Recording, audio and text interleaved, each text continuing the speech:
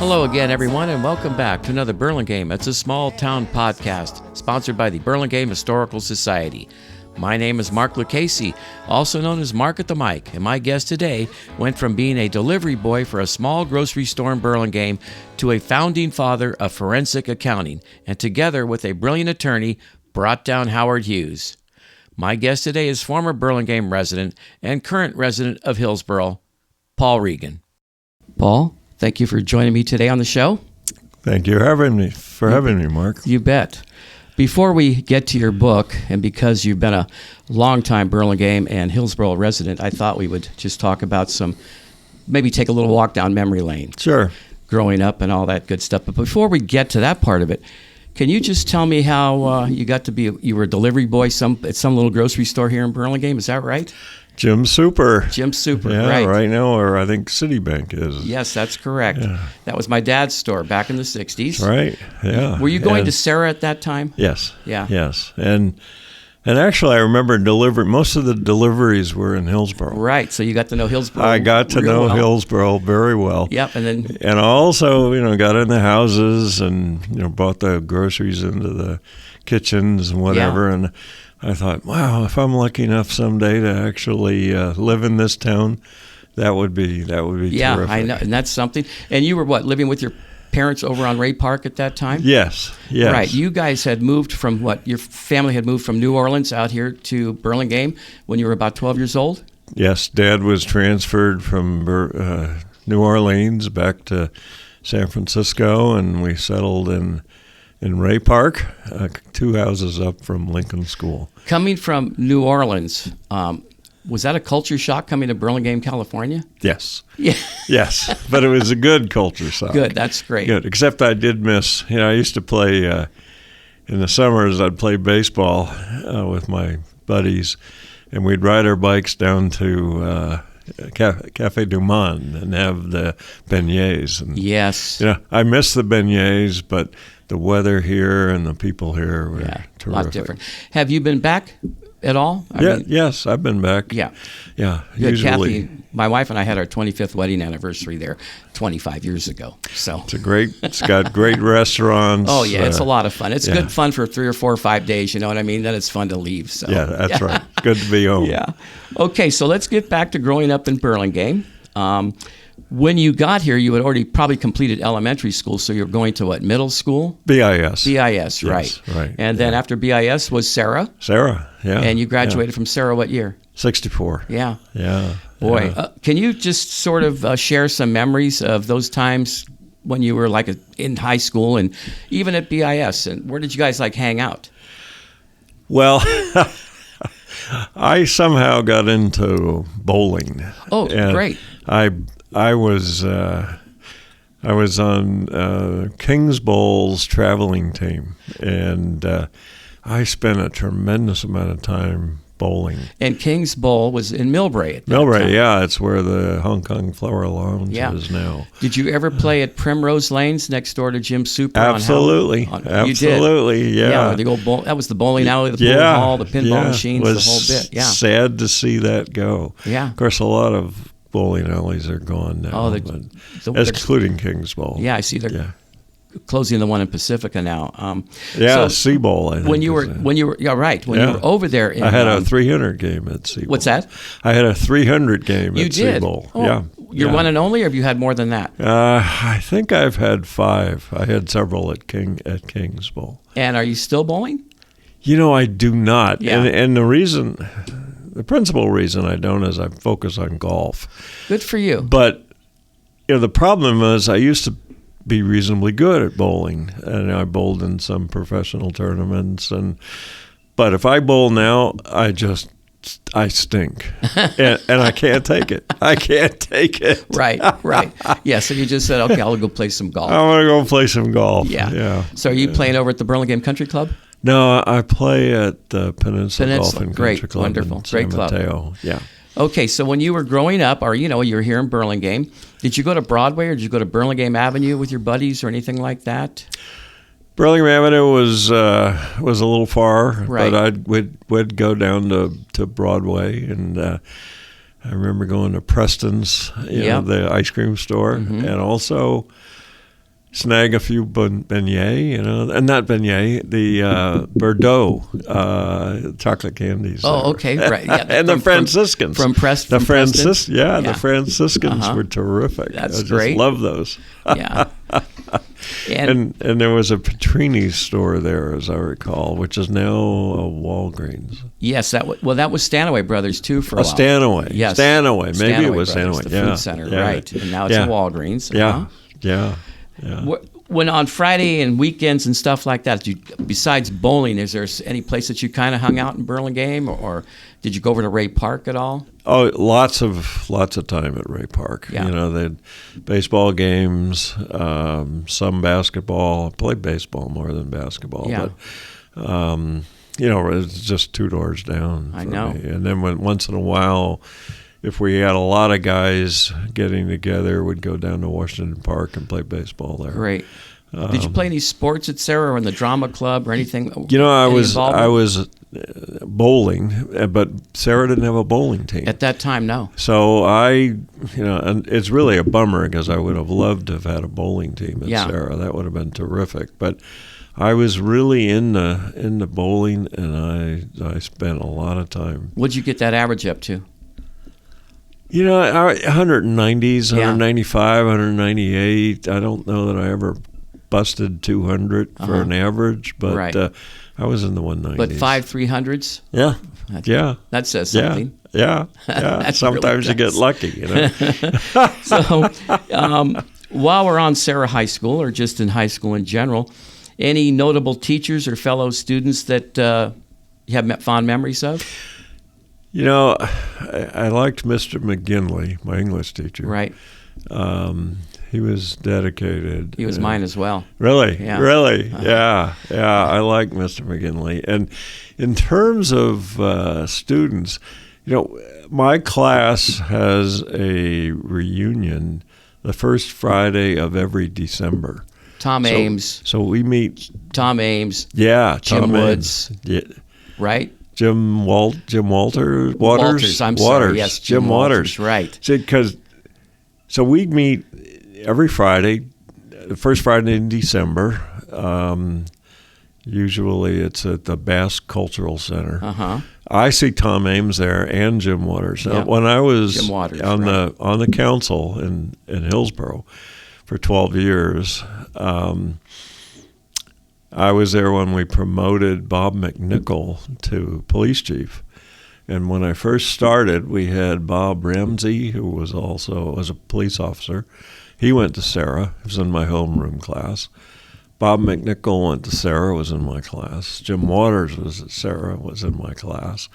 So we had all these kind of Sarah classmates that were, we'd go to council meetings and I'd see all these guys that, I went to high school with. I think it's great. Great. Really nice. I know McNichol was a spectacular police chief, a very, very caring guy. A lot of the guys at Sarah, they're very caring and.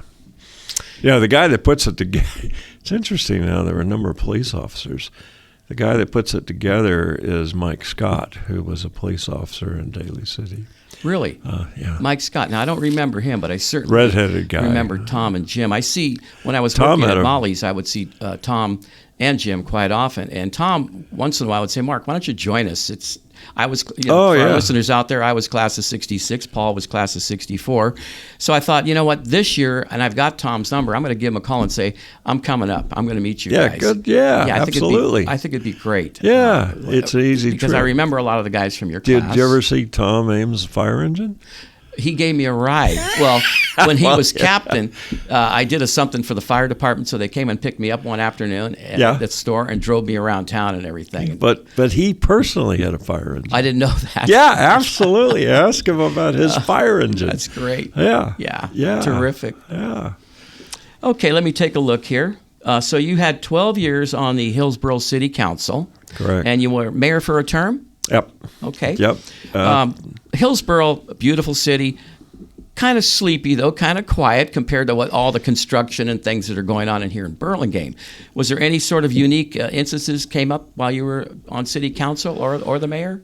I think the most the most important thing that happened, and it involves Burlingame. When I was mayor, we were about to retire our police chief. And I also knew that our officers, our firefighters, they were not keeping up their trips for delivery of services in town. So we had to send them to other cities to get the repetition of responding to medical emergencies. Right. And I thought, I'm going to talk to Joe Galligan, Okay. who was mayor of Burlingame at the that time. Uh-huh. Yeah. And Joe and I met, and I said, it probably makes sense for us to think about merging our fire departments. We've got a lot of redundancies.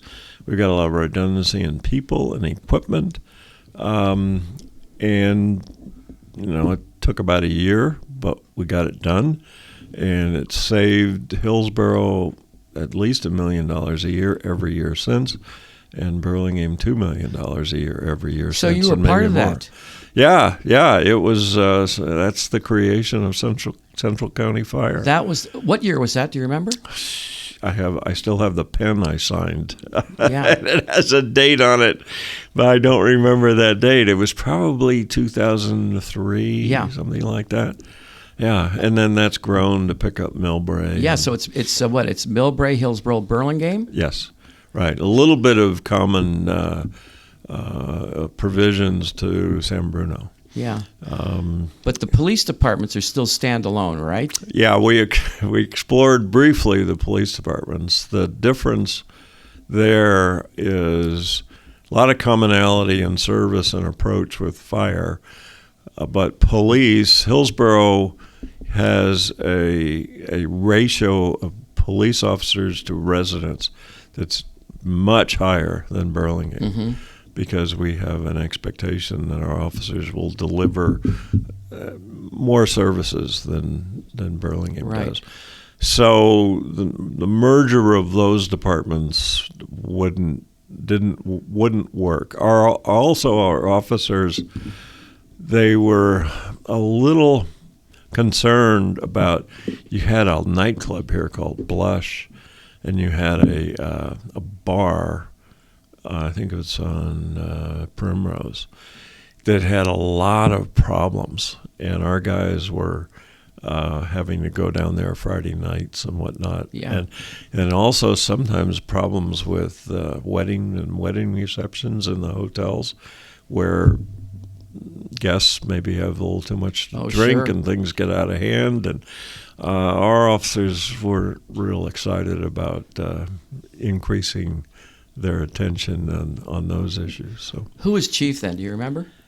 Police chief? Yeah, in Hillsborough. That would have been McNichol. Okay, and then who came after McNichol? There was a couple of brothers that came on. Matt O'Connor and then Mark. And Mark O'Connor. Yes. Yeah. Is Mark still the chief up there? No.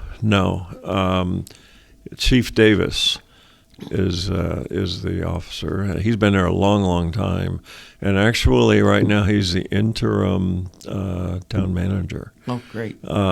He's still a police chief. Yeah. But he's trying to see whether or not he likes it, and we'll see how that works. So after Sarah, you graduated 1964. Yeah. Did you go to USF directly? I went to CSM for, and that's where I've had my first accounting course. Dr. Justice, a wonderful man. I just thought he was terrific. He was hard, but he got me excited about accounting. So when you were at CSM and you took this accounting course, were you hoping that maybe someday you would be an accountant, or you were just fulfilling some credits that you had to have to transfer? I was a business major, so it was a prerequisite. You had to take it. Yeah. And I said, I really like this stuff. Yeah. And so I went to the Career Center and I looked at work opportunities, and I found out, hey, this is something I like, and you can make a good living at it. Right. And then that was one of the reasons I went to USF, because USF had a very strong reputation in accounting, and they actually offered a program called an accounting specialist. And as an accounting specialist, you really got the background that would enable you to be recruited into what's called the Big Eight at the time, the Big Eight accounting firms. Uh-huh. And I talk about that in my book. Yeah, we're going to get to that in just a minute. And so that worked out great. Right. It worked out great. The name of the company that you got recruited into, I'm going to give you the initials, and I'll let you give me the name, is PMM. PMM. Yep, standing for? Pete Marwick Mitchell. Yeah. And then they evolved into? KPMG. Right. And the name that is behind PMG is Kleinveld Pete Marwick Gordner, and they wisely just go by KPMG. Yeah. That's because the great. K and the G Why are not? tough. That was a German firm. Yeah. That's a great story. Yeah. It is a great firm. I really enjoy it. So you graduate from USF. You're about, 21 years old, I guess, give or take? I was 21 at the time I graduated. I was it's in my book. I was recruited. We don't want to give away too much. We're going to talk a little bit about some stuff here. When okay? I was recruited by them and taken out to lunch and wined and dine, I was not yet 21, so I had a Coke instead of the. So you were 21. That's great. Oh boy. Okay, the book, The Forensic. The title of the book is The Forensic, but there's a little bullet underneath there that says how the CIA, a brilliant attorney, and a young CPA brought down Howard Hughes. Okay, that's awesome. And I'd like to give a little review here. I got a little 2-sentence review that was for your book. It was a great story and primer on smart, creative lawyering and deep dive forensic accounting. John Clark and Paul Regan school Howard Hughes on how to bring down even the wealthiest, most stubborn opponent. That's a pretty darn good review, I think, huh? Yeah, it got a lot of great reviews. Yeah. So can I ask you something here? What inspired you to write the book? Well, John Clark, who I worked with on probably 40 cases around the country. He was the attorney. An attorney.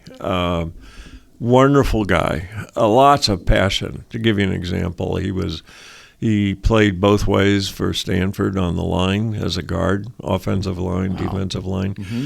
And he was just a passionate guy and worked really hard. And the firm called him a truth finder. And I just admired his pursuit of truth. One of the things I say in my book is before I testified, and I testified before John at least 30, 40 times, he would tell me, and then I heard him say this to everybody else. He said, testifying isn't as hard as most people think because you just have to listen to the question and you answer truthfully. He says, your job is just to tell the truth. My job is to work with the truth. So I want to know the truth. My job is to work with the truth. Yeah. And that was wonderful. I just loved working with John in large for his passion and his effort to learn the truth. Mm-hmm. He's a great guy. Great guy. So that kind of gave you the motivation? Well, he died in July of 2019. So several attorneys that had been partners of his and we flew to Aspen, which is where he had his celebration of life, and John had a ranch there. And I decided, people have been telling me for years how to write a book about some of my trial experiences. And I said, I'm going to give it a shot. I'm going to start writing a book about John Clark, working with John Clark. And it happened. Yeah. So you sat down in your office one day and just started writing some notes, or you looked up some stuff? How did that all happen? Did you have sort of a mentor to help you write the book? No, I wrote an outline, and then COVID hit. So when COVID hit, I didn't have to commute anywhere. I had a little more time, and I just started to flesh out the outline. Yeah. And my sister-in-law was head of school at Harker down in San Jose. Mm-hmm. She has written a book, and I said, well, how about if you read what I write and give me some pointers, which she did. Yeah. And then I had my daughter do the same thing, and I had my niece do the same thing. So they were sort of your editors, your spell check people, that kind of thing? Right. Yeah. Gave me some tips about, taking certain things out and adding certain things. Yeah. And then I hired a woman out in New York who reviewed what we'd put together, what I'd written. And she took about 80 pages out of the book, which kidding. Was more of a focus on Howard, Mm-hmm. a little more background on Howard, a little more stories about Howard. By the way, those are great stories. Yeah, right. They were great Yeah. stories. There's a lot still in it. I know. So she wanted to cut it back a bit. So Okay. yeah, Start to finish, how long? 18 months. Boy. Yeah. And writing, what, a couple of hours a day or 5 days a week, 4 days a week? I would write whenever I had a couple of hours, Mm-hmm. and it would be sometimes during the day, sometimes at night, often on Saturday So and no Sunday. scheduled time, just when you felt the need. Yeah, because a lot of times I'd have in my head, okay, this is what I want to talk about next, and I would think about it, because writing, I found, it's hard to transfer what's in your head to what's on paper, Mm-hmm. and be able to explain something in a way which is completely fresh to somebody who hasn't read this kind of material Right. before. And so I would sometimes have to take a few days not writing, just thinking. Yep. Good. Yeah. Putting the thoughts together. Put the thoughts Yeah. together. The other thing is I have a couple of parallel stories in the book. Oh, I know. Yes. And I had to try to think, well, how do I move from this part of where I am on story one to the part that I'm in story two, and when do I jump back and forth? Yeah. Well, you know what? I put in my notes here that it read like a Tom Clancy type mystery book or adventure book, because it was going back and forth. Right. You had a couple of things intertwined, and it was pretty cool. Yeah. Yeah. Yeah. It's amazing. Okay. So you are referred to as one of the founding fathers of forensic accounting, correct? Yes, that's Okay. correct. Yes. How does forensic accounting, and you don't have to give me you can give me the short story here, I guess. How does it differ from auditing? What's the difference? In forensic accounting, what you are attempting to do is to understand the issues that are in dispute between a plaintiff and a defendant. And you want to learn about documents and records and accounting and data that you can organize and summarize that bear on those issues and might be helpful in a court of law to determining whether or not somebody's liable or not liable. And in terms of auditing, it tends to be at a shallower level, whereas forensic is a more deep dive Mm-hmm. into the particular areas that are relevant to the matters that are in dispute. Okay.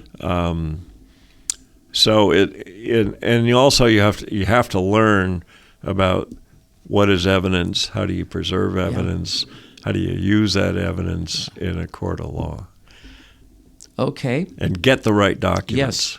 Yes. One of the coolest things, or one of the most interesting things the book was very interesting, but one of the unique things I found about your book is each chapter started with a little quote from a famous person, I guess you would say, right? And if you don't mind, I'm going to I've got two here I'd like to read. Yeah, sure.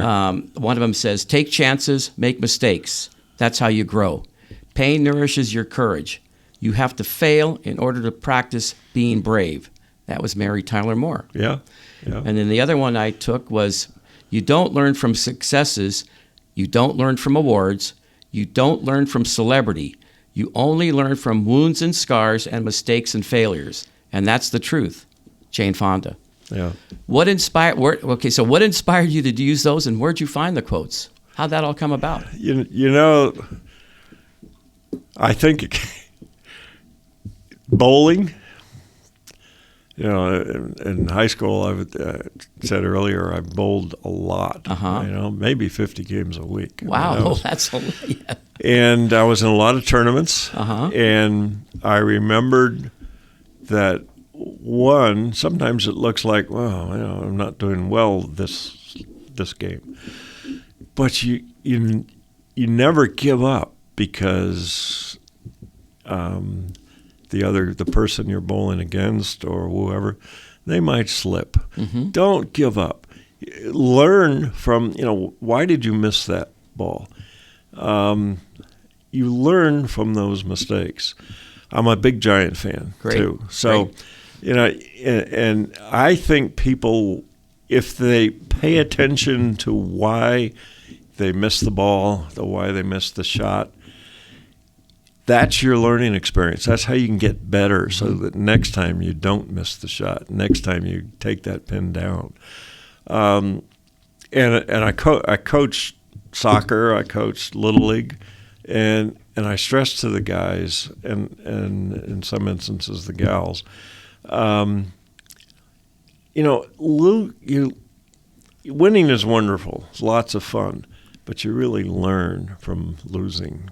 You learn how to win. Mm-hmm. So, well said. I've always liked that focus. And the quotes, I try to focus on positive empowerment, how to enhance your life experience.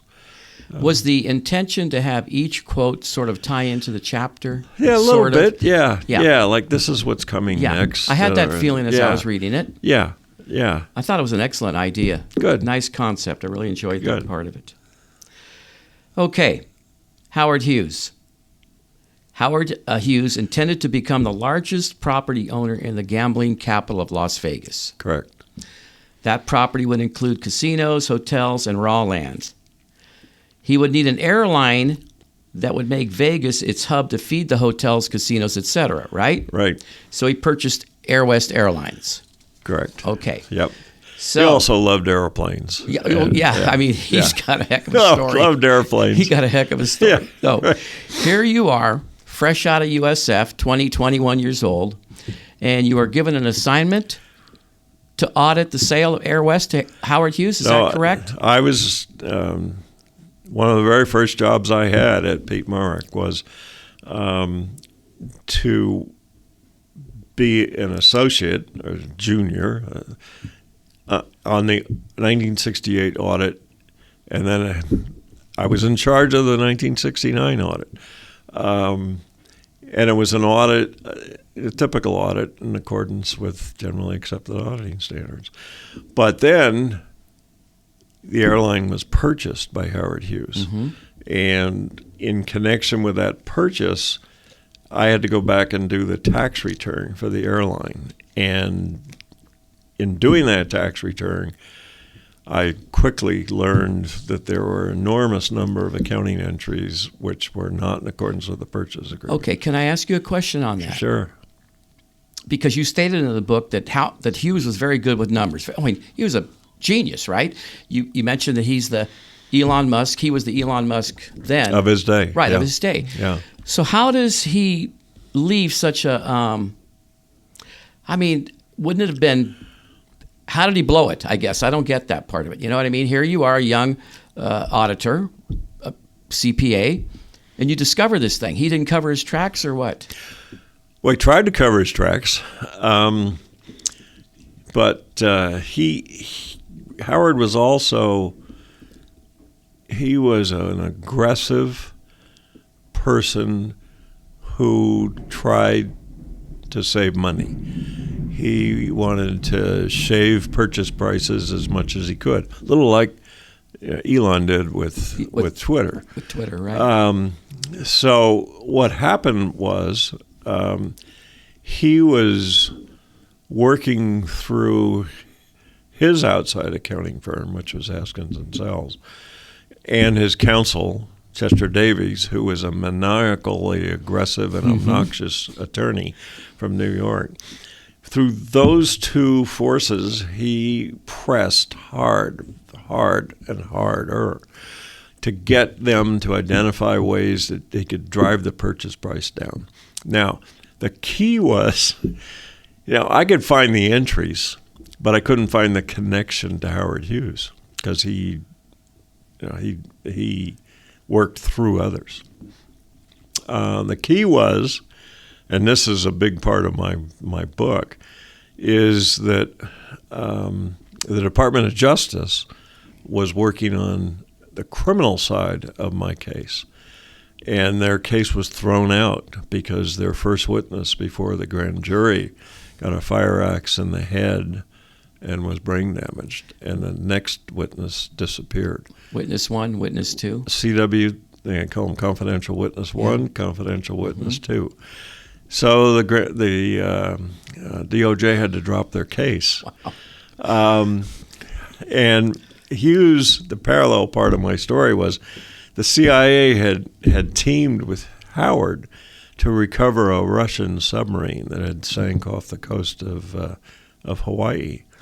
And they used Howard as a cover for the Glomar Explorer, which some of you in this area had seen the barge, which was built in Redwood City, that was used as a cover to the Claw, the vehicle that went down and snagged the Russian submarine. Huge. Yes, huge. Just enormous. Yeah. Biggest submersible in the history of the world. Yes. But the CIA was upset with the way Howard and Chester was behaving in connection with this effort. And the DOJ was really upset with what happened to their witnesses. So they orchestrated a burglary of Howard's record center. And they decided that they would take all of the they called it the Azorian Project. That was the code name for the submarine. And if they happened to find some Air West documents, they'd take those too. And what happened was when the DOJ saw the Air West documents and their case had been tossed, they said, well, send these to Paul Regan. He's been helpful to us in our case. He's a good guy, and it'll help their civil case. Well, those documents were documents that had Howard Hughes's handwritten instructions to Chester about these accounting entries, and they demonstrated that he knew about accounting, and that he was the source for these fraudulent entries that were made that I had seen when I was doing the tax return. Yeah. And now it led to some courtroom drama that was I started working on this case when I was 21, and when I was 25, it finally got to the courtroom, and it was an exciting event. Were you working on anything else at that time, or was it strictly the Howard Hughes thing or the Air West deal?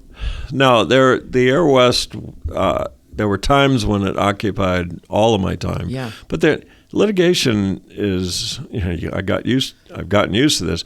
Litigation is weird because it'll be very intense and require all your energy, and then months go by where there's nothing going on. Mm-hmm. So I was working on other audits in the Bay Area. Yeah. And I just would like our listeners, I urge them to read the book because the trial at the end where they put you on the stand and you had to go up against this crazy guy, Chester Davis, this very intense New York attorney. Right. And here you are. Well, I don't know. By then, you're probably 26 years old, I guess. 25 or 26, yeah. And, your heart has to be in your throat, right, looking at this guy. That's right. Yeah. But it sounded like you handled it pretty well. Well, with the help of John Clark. Of course. Yeah. It's interesting, and it's when you're an expert in a trial, and I've testified in deposition 250 times and 125, 130 trials around the world. But every time it gets easier after a while. But, you're out in the gallery and you're name is called. The first time the name is called, here you are working against one of the most powerful men in the world, and you're called by by your attorney, and you walk by Chester Davis, and you climb up onto the witness stand in the Ninth Circuit in the U.S. Federal Court. It's a scary moment. I bet it is, or I bet it was anyway. Yeah, it's nerve-wracking. Oh boy. I loved the other story, though, the submarine story. Yes. Where the Russians had lost a submarine, right? Yes. And then we discovered it, and et cetera, et cetera. Yeah. It's a great other sub-story, I guess. Sub-story. Yeah. Yeah. The only reason it's in the book, really, is because it was the key to my getting the Hughes documents. Yeah. So, you mentioned a minute ago about the Hughes Glomar Explorer, the HGE, that big barge, right? They parked it out in Redwood City, at the port of Redwood City. Was that where it was? Where did it finally end up at? It was called the Hughes Mining Barge. Okay. HMB-1. Okay. Thank you. And that Hughes Mining Barge was used as a cover to build the claw that was lowered to grab the sub. Mm-hmm. The sub was buried in a little over 15,000 feet of water, 3 miles down. Yeah. And the claw was transported by the Glomar Explorer, which was this massive ship. Right. So where was the ultimate destination for that? It eventually, it was used by mining operations for a while, but it wound up in the Sassoon Bay, and it sat for years, and then eventually it was scrapped. Oh, scrapped, really? Yeah. Because I thought, God, I'd like to go see it. Yeah, that's right. Yeah, that's real history there. Not anymore. Yeah, not anymore. Not anymore. Okay, so thank you for the teaser with the book. It's a great book. I urge people to get it, read it. Any thoughts about writing another book? Yeah, there are other books that I'd love to write about. I've had because of the notoriety that I got with the Hughes case, the SEC asked me to investigate Michael Milken.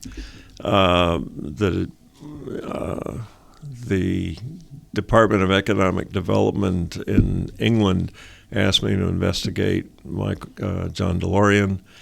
I testified in both those cases, and then eventually, I've testified in the Madoff case. I've testified in the cases against Lehman Brothers in connection with their bankruptcy. These are some heavy hitters. Yeah, it's been you got a story to tell. You got some. There's stories a lot to of tell. stories there. The Lehman Brothers is really juicy. One of the nice things about the Hughes case is that all the key characters are dead. Writing about somebody that is still alive, I probably need to change names and make it a little more fiction. Yeah, historical fiction or whatever they call that. Sure. Yeah. Sounds like fun. Yeah. Howard died young. He was 70 years old. I thought he was a lot. If you see him or pictures of him, he looks like he was 90. Yeah. Well, he didn't treat himself well. No, he didn't. Although, from his written comments, and I read a lot of them, I think his disability, it was overplayed for Hollywood's purposes, because when his writing was beautiful, and his logic and his thinking was terrific. I mean, he understood complex accounting issues. I mean, he was not a crazy person. Yeah. Now, there might have been times when he was crazy. Maybe he had too much pain medication at times, but he had the ability to be alert. And he was in charge of all these companies or owned these companies. He never went to a board meeting. Yeah, Nobody hardly ever saw him. No, not after he became a recluse. Yeah. Yeah. Boy. Yeah. He was married to a beautiful woman, too. And who was that? Jean, what was her name? She's in the book. Yeah, we'll look at it. Simmons? Maybe. Yeah. It's in the book. Yeah. Yeah.